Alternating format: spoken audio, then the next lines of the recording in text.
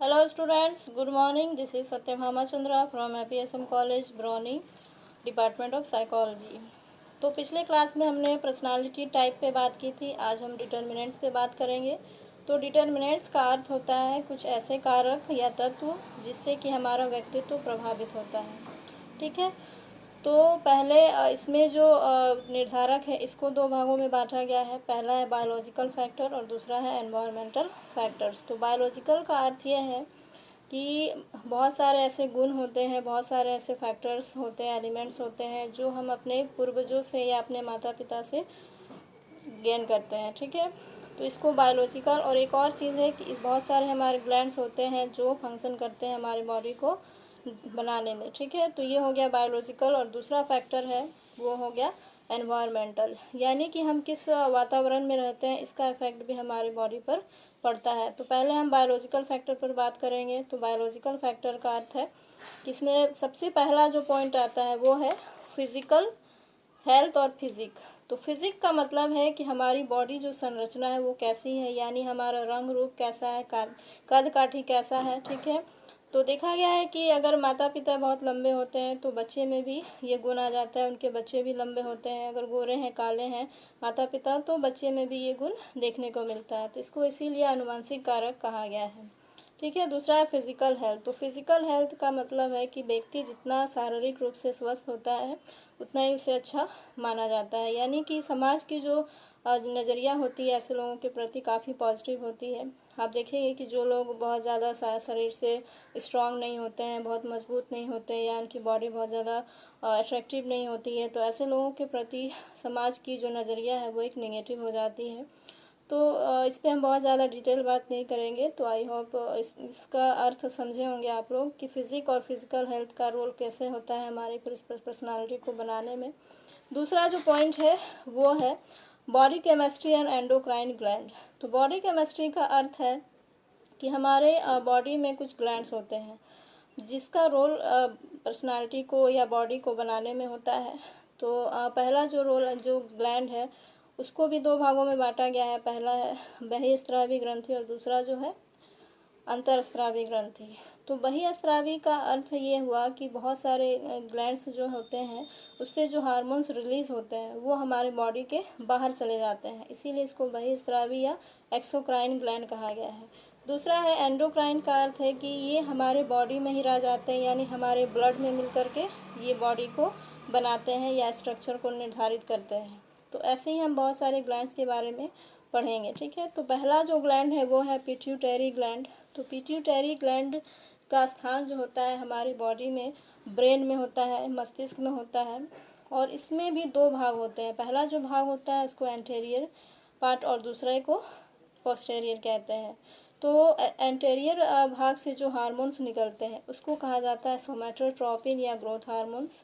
ठीक है, इससे अगर प्रॉपर वे में अगर हार्मोन्स रिलीज होते हैं तो इससे शरीर की जो लंबाई है एक बहुत ही अच्छी ढंग से होती है, लेकिन अगर इसकी कमी हो जाती है तो हो सकता है कि व्यक्ति बौना हो जाए। ठीक है, और इसके पोस्टेरियर भाग से जो हार्मोन्स निकलता है उसको पिट्यूटेरिन कहते हैं। पिट्यूटेरिन जो होता है उससे उसका रोल होता है हमारे ब्लड प्रेशर को निर्धारित करने में। ठीक है, तो ये पिट्यूटरी ग्लैंड बहुत हद तक समझ आया। और पिट्यूटरी ग्लैंड को कहा गया है मास्टर ग्लैंड। इसको मास्टर ग्लैंड इसलिए कहा गया है क्योंकि ये अन्य तीन ग्लैंड्स जो है उस पर कंट्रोलिंग करता है। वो कौन कौन से ग्लैंड है? एक है एड्रिनल ग्लैंड, दूसरा थायराइड और तीसरा सेक्स ग्लैंड।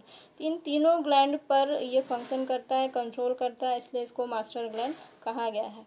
अब हम बात करेंगे दूसरे ग्लैंड पे। दूसरा ग्लैंड क्या है? Adrenal gland. एड्रिनल ग्लैंड का स्थान हमारे किडनी के ऊपर होता है। ठीक है, तो इसके भी दो भाग होते हैं जिससे हार्मोन्स निकलते हैं। तो पहले भाग को कहा गया है एड्रिनल कॉर्टेक्स और दूसरे भाग को एड्रिनल मेडुला कहा गया है।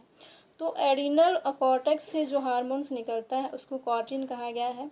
ठीक है, और इसके द्वारा कार्बोहाइड्रेट, नमक और मेटाबॉलिज्म सिस्टम का कंट्रोल होता है। ठीक है, और दूसरा है एड्रिनल मेडुला। एड्रिनल मेडुला से जो हार्मोन्स निकलते हैं उसको कहा गया इपाइनफ्राइन या फिर एड्रेनालाइन, और दूसरा है नॉरपाइनफ्राइन या फिर नॉर एड्रेनालाइन। इसमें भी देखेंगे आप कि एड्रेनालाइन जो है उसका इम्पॉर्टेंट रोल होता है, यानी कि कोई भी संवेग या इमोशन जो होता है वो उसका कंट्रोलिंग जो है एड्रेनालाइन करता है। इमोशन का अर्थ है कि भय, क्रोध, प्रेम, ये सब जो है, ये सब क्या इमोशन है। इमोशन का कंट्रोलिंग एड्रेनलाइन करता है, यानी कोई भी इमरजेंसी सिचुएशन हो या इस तरह के जितने भी इमोशन वाले चीज़ होते हैं सबका कंट्रोलिंग एड्रेनलाइन करता है, इसलिए इसको इमरजेंसी हार्मोन्स भी कहा जाता है। तो ये हुआ एड्रिनल ग्लैंड का कॉन्सेप्ट। तीसरा जो है ग्लैंड है वो है थायराइड ग्लैंड। तो थायराइड ग्लैंड का स्थान हमारे कंठ के पास होता है। इससे जो हार्मोन्स रिलीज होता है उसको थायरोक्सिन कहते हैं, ठीक है। तो इसका रोल भी हमारे बॉडी को ग्रोथ को बढ़ाना होता है, यानी कि अगर ये बचपन में अगर प्रॉपर वे में निकलता है इससे हार्मोन्स, तो इससे शरीर की लंबाई जो होती है अच्छी होती है। लेकिन कमी हो जाने पर इससे हो सकता है व्यक्ति बौना हो जाए, नाटा हो जाए, ठीक है। और बड़े होने पर अगर इसकी कमी हो जाए तो व्यक्ति में एक बहुत ही विशेष तरह की शारीरिक अवस्था देखी गई है जिसको मैक्सडेमा कहते हैं, ठीक है। और एक और चीज़ है थायरोक्सिन के संबंध में कि इससे अगर बहुत ज़्यादा थायराइड ग्लैंड से हार्मोन्स अगर निकले बहुत ज़्यादा तो इसको हाइपरथायराइडिज्म कहते हैं, ठीक है। तो ये हो गया 3 ग्लैंड, एक पिट्यूटरी, एड्रिनल और तीसरा थायराइड ग्लैंड। अब हम चौथे ग्लैंड पे बात करेंगे। चौथा है पाराथायरॉइड ग्लैंड, ठीक है। तो पाराथायरॉइड ग्लैंड है, इसका जो स्थान होता है हमारे कंठ ग्रंथि यानी कि थायराइड ग्लैंड के बगल में होता है। और इसका जो आकार होता है बहुत ही छोटा होता है, यानी 0.1 ग्राम के करीब होता है ये, यानी बहुत छोटा होता है ये, ठीक है। और इसका जो रोल होता है हमारे बॉडी में फास्फेट और कैल्शियम की मात्रा को निर्धारित करने में होता है, ठीक है। उसी तरह से पैनक्रियाज है। पैनक्रियाज जो होता है वो अमाशय के नीचे होता है इसका स्थान, ठीक है। इससे इसके ग्रंथि से 2 तरह के हार्मोन्स निकलते हैं, ठीक है, बीटा कोशिका और अल्फा कोशिका, ठीक है। तो बीटा कोशिका से जो हार्मोन्स निकलते हैं उसको इंसुलिन कहा गया है, और अल्फा कोशिका से जो हार्मोन्स निकलते हैं उसको ग्लूकागोन कहा गया है, ठीक है। तो इसमें भी देखेंगे कि इंसुलिन का जो रोल होता है काफ़ी हद तक होता है, यानी कि जब इंसुलिन सही मात्रा में निकलता है तो उससे हमारी बॉडी अच्छी रहती है। अगर इससे ज़्यादा अगर कम मात्रा में निकलता है तो उसका इफ़ेक्ट हमारी बॉडी पर नकारात्मक पड़ता है, ठीक है। तो इंसुलिन की जब मात्रा कम हो जाती है तो इससे क्या होता है कि चीनी का जो लेवल है यानी शुगर लेवल जो होता है हमारी बॉडी का उससे ज़्यादा ऑक्सीकरण होने लग जाता है, जिससे क्या होता है कि एक रोग होता है जिसके बारे में आपने सुना होगा जिसको डायबिटीज़ कहते हैं, मधुमेह जिसको कहते हैं, वो रोग हो जाता है। अगर इंसुलिन बहुत अधिक मात्रा में निकले तभी प्रॉब्लम होता है उसको। उससे जो अधिक इससे होता क्या है कि जब इंसुलिन बहुत ज़्यादा निकलने लग जाए तो शुगर का लेवल बहुत ज़्यादा कम हो जाता है, जिसकी वजह से एक और अन्य तरह की बीमारी हो जाती है जिसको क्या कहते हैं, हाइपोग्लाइसीमिया कहते हैं, ठीक है। तो ये 2 तरह के रोग होते हैं पैनक्रियाज से जो हार्मोन्स निकलते हैं अगर वो प्रॉपर वे में ना निकले तो, ठीक है। उसी तरह से लास्ट जो ग्लैंड है वो है सेक्स ग्लैंड। तो सेक्स ग्लैंड भी बहुत हद तक आप लोग जानते होंगे, ठीक है। तो सेक्स ग्लैंड भी 2 तरह के हैं, जैसे महिलाओं के सेक्स ग्लैंड को ओवेरी कहते हैं और पुरुषों के सेक्स ग्लैंड को टेस्टिकल कहते हैं। तो टेस्टिकल जो है उससे भी 2 तरह के हार्मोन्स निकलते हैं, ठीक है। तो सबसे पहले तो इसको कहते हैं एंड्रोस्टेरोन और टेस्टोस्टेरोन, ठीक है। और महिलाओं के सेक्स ग्लैंड से जो हार्मोन्स निकलते हैं उसको कहते हैं एस्ट्रोजेंस और प्रोजेस्टेरोन, ठीक है। तो ये 2 तरह के हार्मोन्स निकलते हैं सेक्स ग्लैंड से, यानी कि महिलाओं के सेक्स ग्लैंड से 2 तरह के हार्मोन्स और पुरुषों के सेक्स ग्लैंड से 2 तरह के हार्मोन्स निकलते हैं। तो ये ग्लैंड्स जो है बहुत हद तक क्लियर हुआ कि कौन से जो ग्लैंड है उसका स्थान कहाँ होता है, ठीक है। और बॉडी स्ट्रक्चर को निर्धारित करने में एक और जो चीज़ है उसका रोल भी होता है, वो कहते हैं नर्वस सिस्टम। यानी कि कहा जाता है जिसका नर्वस सिस्टम बहुत ज़्यादा अच्छा होता है वो व्यक्ति उतना ही ज़्यादा वातावरण के साथ अपने आप को एडजस्ट कर पाता है, ठीक है। और उसकी जो बुद्धि होती है उतनी ही अधिक तीव्र होती है, ठीक है। तो ये जो बायोलॉजिकल डिटर्मिनेंट्स है बहुत हद तक क्लियर हुआ। दूसरा हम बात करेंगे एनवायरमेंटल फैक्टर्स पे, ठीक है। तो एनवायरमेंटल मीन्स कि हम किस तरह के वातावरण में रहते हैं, हमारे आसपास का के लोग कैसे हैं, किस तरह के वातावरण में हम रह रहे होते हैं। तो इन सब का जो रोल है ये होता है बहुत हद तक, ठीक है। तो इसमें जो हम सबसे पहले फैक्टर पढ़ेंगे वो है सोशल फैक्टर, दूसरा है कल्चरल फैक्टर और तीसरा है इकोनॉमिकल फैक्टर्स। तो सोशल फैक्टर का अर्थ है कि निश्चित रूप से हम या आप जो हैं किसी भी कहीं भी ऐसे रहें जहाँ ऐसा नहीं है कि बिना समाज के हम रहते हैं, हमेशा हम किसी न किसी समाज में ही रहते हैं। तो समाज का रोल भी हमारी पर्सनालिटी को बनाने में काफ़ी हद तक होता है। उसमें जो सबसे पहला फैक्टर आता है वो है माता पिता। यानी कि जब बच्चा कोई भी जन्म जब लेता है तो सबसे पहले उसका जो इंटरेक्शन होता है अपने माँ के साथ होता है, देन उसके पिता के साथ होता है। तो हम देखेंगे कि घर का जो माहौल होता है उसका इफ़ेक्ट भी बहुत हद तक पड़ रहा होता है बच्चे पर। यानी घर का, अगर घर में जो माता पिता हैं अगर बच्चे को बहुत ज़्यादा डांटते हैं या मारते हैं तो उससे बच्चे के अंदर एक एग्रेसिवनेस आ जाता है। बच्चा जो होता है काफ़ी वायलेंट हो सकता है या उसके अंदर एक गुस्सा वाला चीज़ चला जाता है। और अगर दूसरे तरफ बच्चे को बहुत ज़्यादा दुलार प्यार दिया जाता है तब भी बच्चे के अंदर एक डिपेंडेंसी वाला गुण भी आ जाता है। यानी बच्चा हर काम चाहता है कि उसके पेरेंट्स कर दें। तो इस तरह की क्वालिटी बच्चे में डेवलप होनी शुरू हो जाती है। या बड़े होने पर बच्चे में देखने को मिलेगा कि बच्चा जो है इनसिक्योर हो गया या उसके अंदर कॉन्फिडेंस की कमी हो जाती है। तो इस तरह की चीज़ें डेवलप होना शुरू होती हैं। तो ये माता पिता का रोल हो गया कि एनवायरमेंटल फैक्टर में कैसे इसका रोल है। दूसरा पॉइंट जो है वह है कि परिवार या परिवार के अन्य सदस्यों का रोल क्या होता है। तो परिवार में माता पिता के अलावा हमारे भाई बहन भी होते हैं और भी रिलेटिव्स होते हैं जिसका रोल हमारे पर्सनालिटी पर पड़ता है। यानी कि परिवार के अन्य सदस्य जो होते हैं अगर झगड़ालू होते हैं या बहुत ज़्यादा मारपीट करते हैं एक दूसरे से तो बच्चा भी उन्हीं गुणों को सीखना शुरू कर देता है। ठीक है, तो ये हो गया परिवार और अन्य लोगों का रोल। तीसरा फैक्टर है जन्म क्रम। तो जन्म क्रम के बारे में एडलर जो है उन्होंने बताया है कि जन्म क्रम जो होता है हमारा 4 तरह का होता है। एक है अंतिम जन्म क्रम, प्रथम जन्म क्रम, मध्य जन्म क्रम और तीसरा चौथा इकलौता बच्चा। यानी कि जो कैटेगरीज ये एडलर ने बताया है उसके अकॉर्डिंग अगर बच्चा है यानी अंतिम जन्म क्रम वाला बच्चा जो होता है काफ़ी सेल्फ सेंटर्ड हो जाता है, काफ़ी सीरियस हो जाता है, शांत स्वभाव का हो जाता है। ठीक है, तो इन चारों में सबसे बेस्ट जो बताया गया है वो है मध्य जन्म क्रम।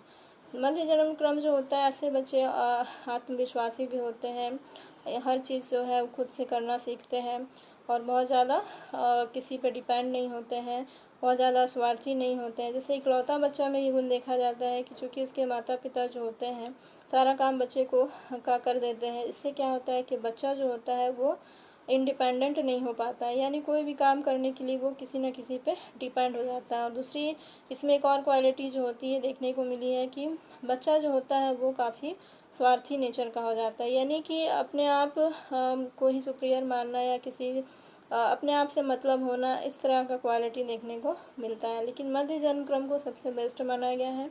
ठीक है, और दूसरा पॉइंट जो है वो है स्कूल इन्फ्लुएंसेज। यानी स्कूल का रोल हमारे कैसे पड़ता है व्यक्तित्व पर। यानी जिस स्कूल में हम पढ़ रहे हैं वहाँ के टीचर्स कैसे हैं, वहाँ का एनवायरनमेंट कैसा है, वहाँ की फैसिलिटी कैसी है, स्कूल किस जगह पर है, वहाँ का सिलेबस कैसा है, पैटर्न कैसा है, इन सारी चीज़ों का भी इफ़ेक्ट पड़ता है। तो आप देखेंगे कि बहुत सारे स्कूल जो होते हैं प्राइवेट होते हैं, बहुत सारे गवर्नमेंट स्कूल हैं। तो ये दोनों स्कूलों में भी डिफरेंसेस होता है। उसका डिफरेंस होने का रीज़न ये होता है कि वहाँ का माहौल अलग अलग होता है। यानी प्राइवेट स्कूल का जो एनवायरनमेंट होता है अलग होता है, गवर्नमेंट स्कूल का जो एनवायरनमेंट होता है वो अलग होता है, जिसका इफ़ेक्ट व्यक्ति के व्यक्तित्व पर पड़ता है।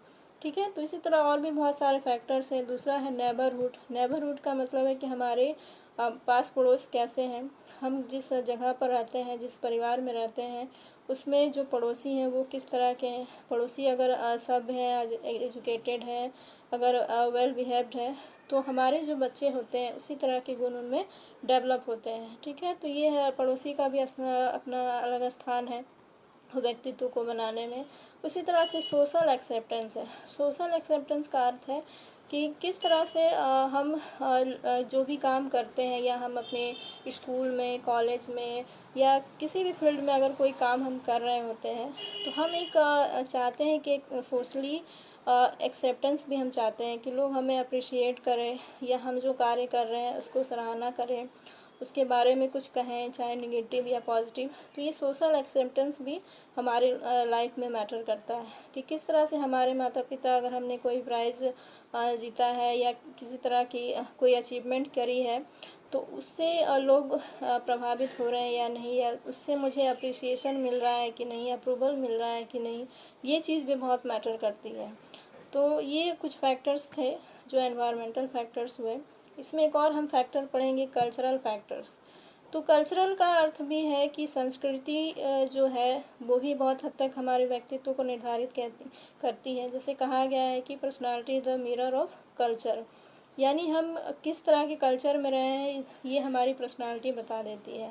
ठीक है, तो देखा गया है कि संस्कृति का अर्थ सबसे पहले ये है कि हमारा रीति रिवाज कैसा है, हमारा रहन सहन कैसा है, हमारा उठना बैठना कैसा है, हम किस तरह के माहौल से किस तरह के बिहेवियर करते हैं, ये सारी चीज़ें जो है संस्कृति में आ जाती हैं।